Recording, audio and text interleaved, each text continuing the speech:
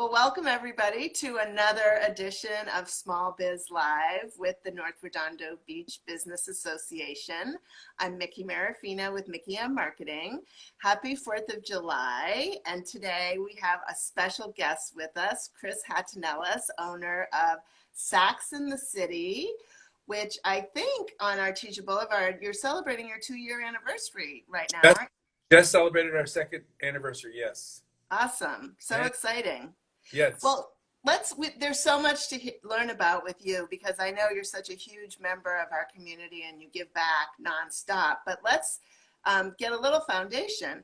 How did you come about with, your business idea for these cafes? And then the naming of them is beautiful. So you started, I think, with Saks on the Beach, and now you have Saks in the City. So tell us a little bit about that.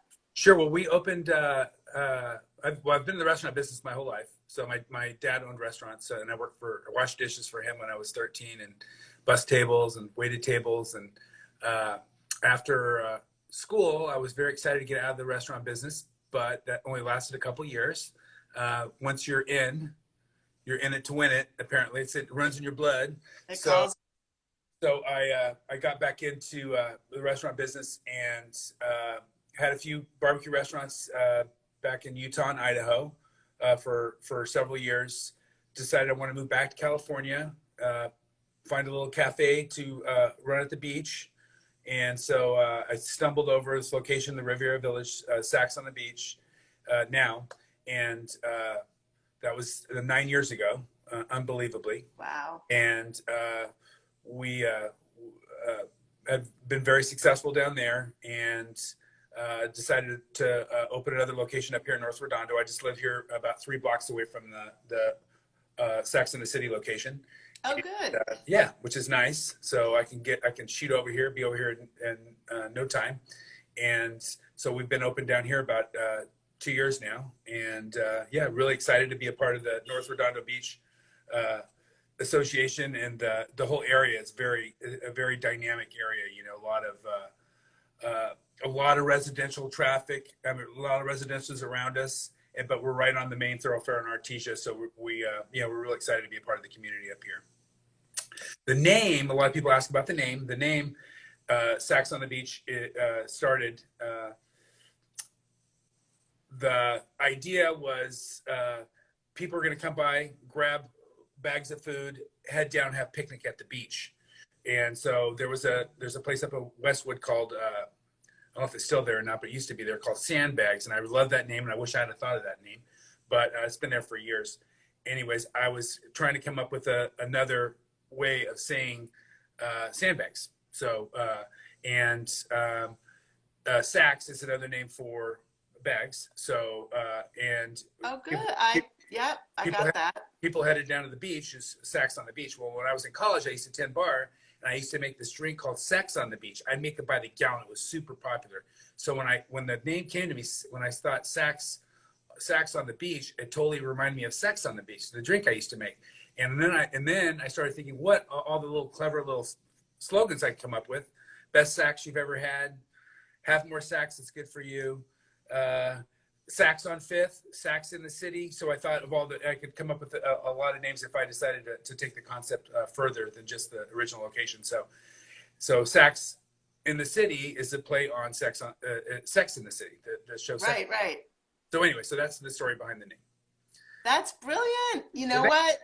I didn't know that story, and I'm so happy I know that now. That's just brilliant. I love it. It's funny. A lot of people think my last name is Saks when they come in the first time. Your last name must be Saks. Anyway, so yeah. Right. If I told that story once, I've told it 1,000 times, but it never gets old. Oh, yeah. No, it's great. And I'm sure there's a lot of people, Steve Goldstein, Laura MD, they're on right now. And I'm sure they don't know that story. So that's great. Thank you so much for sharing that with us. So tell us a little bit about, first of all, I know you've been doing a lot of really interesting things during the pandemic. Why don't you tell us a little bit about some of the things that you've done and how you've shifted your business a little bit? Sure. Well, the COVID-19 really has stressed all of us, and when it first when it first started rolling out, and I was thinking, well, if they do anything, what they should probably do is, all the people, high risk people, which arguably I'm high risk because I'm a cancer survivor, but people at high risk should probably quarantine, and everybody else should just go about their business. But when they did the lockdown, the business went down 70 to 80%. I was, struggling as everyone was with, how to respond. Of course, we're trying to plug the carry out business and the takeout business, but restaurants work on really small margins, so there's no way that you're going to make it just doing takeout and delivery. Just to survive was the key at that point. And, as I was going to the store, which I shop, every day, I hit 3 or 4 different stores in the morning on my rounds, and just to get odds and ends for both locations. And I noticed there's no toilet paper, there's no paper towels, there's no pasta, there's no pasta sauce, there's just all kinds of random things that just aren't available. Well, I would see was maybe out at Smart and Final, out at Vaughn's, out at Costco, but they had some at Restaurant Depot. And so I go, well, you know what? I'll set up a little pantry station at both locations with these items that are obviously really hard to find. And it's not only a service to the community because people are having a hard time finding it. So, hey, this is stuff you don't realize you need it until you can't buy it. Right. But so it's a service community and that people have a spot to get it. I was very determined not to, obviously I had to make some money on it, but I was just marking things up a quarter, and bleach is another example. Gloves, flour, which everybody was baking. I realized everybody was baking. So I was just marking things up just enough basically to cover my cost. But the main thing was it wasn't necessarily a profit center as much as it was community service. And it gave people another reason to come in. And when they came in, they get a couple rolls of toilet paper, buy a bag of flour and a couple sandwiches, and sales went from down 70 to 80% to maybe then we're only down 50%. So we're giving back and creating opportunities for ourselves to survive the freaking pandemic. Crazy. It's still unbelievable, right? It is. And then, did you have the curbside pickup for coffee before the pandemic? We did not. That was something that we started doing, but I was again trying to give people another reason to come in, and driving around in my travels in the morning. I was going over to grocery outlet. I was driving by Coffee Bean, and they've got the little drive-through there, which is super handy. And there's a line out onto Artesia because people don't want to get out of their car to go get their coffee. And I'm thinking, this is insane. These people are waiting out here blocking up traffic on Artesia for one. Also, they're waiting 30 minutes for a freaking cup of coffee in line to get through the drive-through at Coffee Bean. So why don't we just do the curbside service? People call ahead. They call us when they get here. We run this stuff out to their car. They're in, they're out, off to work or back home or wherever they're off to at that point. And it's been a real godsend. I think to not only to our guests but to us. Again, giving people another reason to stop by and visit us at one of our locations. So, yeah. So you'll keep your curbside pickup after everything goes back to whatever the new normal is. Yeah, and that's really the I guess.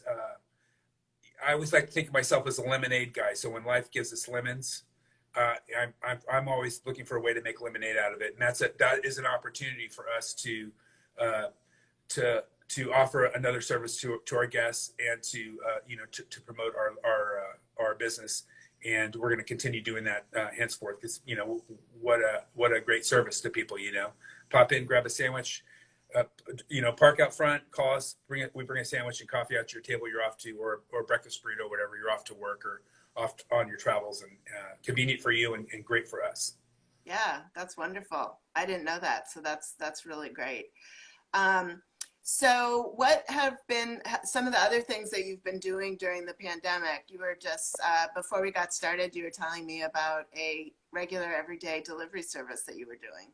Yeah, well, we're a Blue Zones restaurant, which I'm not sure.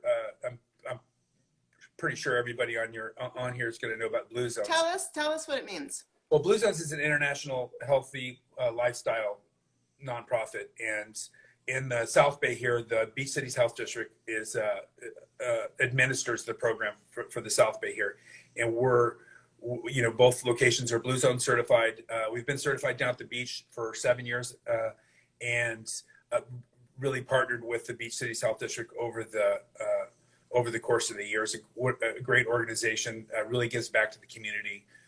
Has really been a huge part of our success. We do a lot of catering with them. We had a grab and go location with them down at the Beach Cities complex on Beryl and Diamond until the COVID thing happened, and they are administering the COVID test site for Redondo Beach here. They were doing it at the Galleria. They moved it about a month ago. They moved it back down to the complex down in Beryl and Diamonds. And so every morning, it's like Groundhog Day every morning, because every morning at 7:30, I take coffee and breakfast down to the COVID test site. So it's been, I don't know, 90 days in a row or whatever. I've been showing up to deliver coffee and breakfast to the COVID test site, which is, you know, a great for, you know, it's a profit center for us, for sure, obviously, although we always give Blue Zones or Beach Cities Health District a great deal, but just great to just participate in the pandemic. You know, hey, what the heck? All this testing and whatnot really is going to really help us reopen safely, and I'm so excited to see us opening. I know we're dialing back a little bit right now, but you know, hey, that's part of the deal. You know, we knew this was going to happen. We open up, we're going to get some more. We have to dial it back a little bit, and then as we maintain control of it, we can, you know, turn things up a little bit. But so much better than just being completely shut down for everybody. You know, it's tough for everybody. I know all of our guests coming in. Fortunately, in this area, a lot of people are able to work from home. You know, just their jobs, they're able to work from home. But there's a lot of people that weren't able to work from home, and so. You know, it's nice to see that we're gradually opening and things coming alive again. And you have patios at both of your locations for outdoor dining too. Yes, we do have patios at both locations. And I know we were open for dine-in for a couple weeks there. Like I said, we're dialing it back a little bit, but both patios are still available for seating. Both spots are great. I know we're going to take a spin around at some point.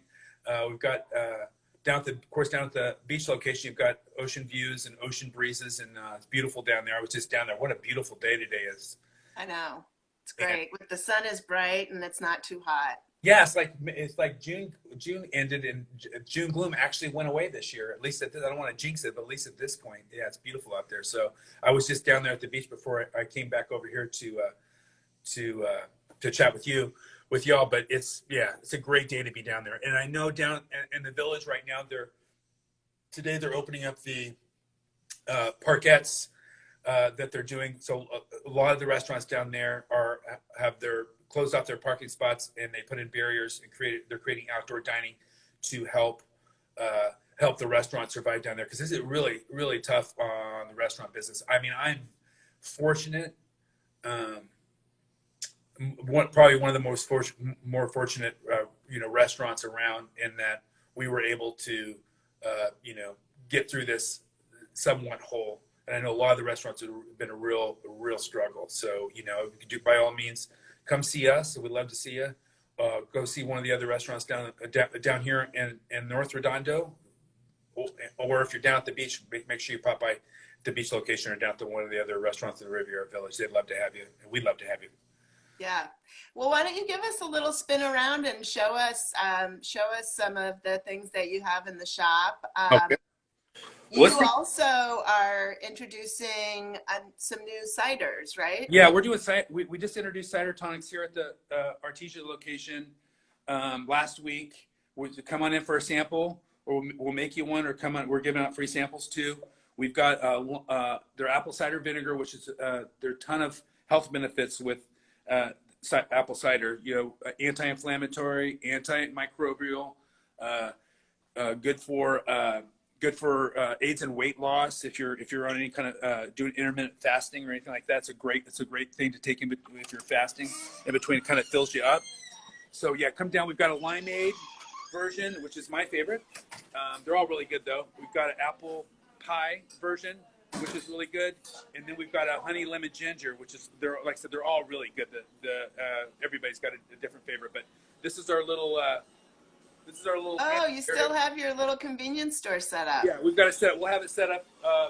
We'll have it set up until it stops. Things stop moving. You know, things are still moving, and I know with the gradually opening, gradually closing thing, people are they're a little anxious this week. So we're seeing more movement on this stuff the last few days since things started heating up a bit. So we got that going. We got that's the skyscape over here at the there's the city. There's the city. There's our back cashier espresso area. We do fresh juices, smoothies. Who do you have working today? This is Rebecca. Say hi, Rebecca. Hi, Rebecca. We do fresh juices, smoothies, full espresso bar, sandwiches, salads, a lot of vegetarian options if you're a vegetarian. We've got this really cool little patio area out here. That's also dog friendly, right? Yes, dog friendly. We've got and not only are we dog friendly, we even provide treats for the dogs. Oh, nice. Pretty cool, right? Yeah. Once we train the dogs to come in, they drag their parents. And I'm not kidding either. People physically come by and their dogs will drag them into the cafe. Right off of the walking path, right? Yes, and then I'm going to show you the walking path. Then off the walking path here, they just finished this. I don't know. They were supposed to be done by the end of the year, but and I'm not gonna say anything bad about John or about Laura or anybody down there at the city, but they were supposed to be done at the end of the year. Anyways, pretty soon, I think once the quarantine lifts, they're going to take the fence down. So we got a nice little parquet in front of us, which we appreciate the city for putting that in. I'm just excited to have the fence down, so it doesn't work. Well, that'll be nice for the parquet and also the extra parking too, right? Yes, and there's thanks for mentioning that. I mentioned the parking. We do have a parking lot for. Of course, we have all this parking out here on the street, depending on when you're coming in. If you're coming in on the weekends, usually you can find a spot right out front. Right. We also have this parking lot behind us. You can park there. Nice. And then they have the new parking lot that they're going to open up probably once COVID's over across the street to supplement parking on Artesia here, which during the week can get a little bit sketchy. And then, of course, we've got the, Lily, say hi, Lily. Laura MD's on the call. Hey, how's it going? Good, thank you. And she's making our Sachs hash. Our Sachs hash is, we make I always loved hash, corned beef and hash. And me too. And when after I finished my cancer treatment, I started designing the menu for here and for the beach. I try to find all the things that I really liked, and then figure out a way to make it a little healthier. So the hash we make, it's butternut squash, sweet potatoes, onion, green apple, and I said butternut squash. Yeah. And then we roast that, and then we put the eggs on top of it. So it's it's just a healthier version of corned beef hash. And we season it with za'atar, which is a ancient Mediterranean spice. It's toasted thyme and sesame. So it gives a real distinctive flavor, and definitely one of our most popular items. Well, I'm going to have to come and try that. I think I'm going to have to do a little taste tester with all your ciders. They sound really great. Laura MD is on our live today, and she's telling us that your ciders are good for gallstones too. Yes. And she's telling us that the contractor has to fix a couple of things with the parking lot and the parkettes. That's why they're not open yet. Well, great. Thanks for and excited to also have a bike rack along with the parking. So people who are on their bicycles will have a place to lock them up safely when they come into your cafe. Yes. Perfect. Sounds like a plan. Yeah, it's awesome. Great. Well, Chris, where can we learn more about you? How do we order if we want to order online and do curbside pickup? If you go to ilovesacks.com, ILOVESACKS, ilovesacks.com, it takes you to a landing page. You can choose which location you'd like to order from. Also, as our menu, some information about us and our catering menu, because we do quite a bit of catering too. So, Oh, good. so yeah, it's a good opportunity to check us out. We do offer delivery on there, free delivery on there, and online you can drive. We deliver, pick up, whatever. Anyways, yeah. Okay. Okay. Great. Anything else we need to know? No, just really appreciate you taking the time with us. Really love being a part of the community, and really appreciate everybody's support through all these tough times. And hopefully, we've given back, and we'll continue to give. You have. Thank you so much. And Chris, you have a family too. Yes. So Yeah. you're a busy guy. I am indeed a busy guy. Yeah, we're running around like crazy people most of the time. How many kids do you have? With a 3. Wow. Yeah. How old are they? 20, 17, and 9. Okay, so you definitely have your hands full. Yes. Well, we are so thankful for everything you do for us in North Redondo and in Redondo Beach as a whole. And I wish you a very happy 4th of July. And thank you for taking the time to talk to us today. Thank you, Mickey. It's always nice to see you. Have a good day, okay? Okay, bye. Bye-bye.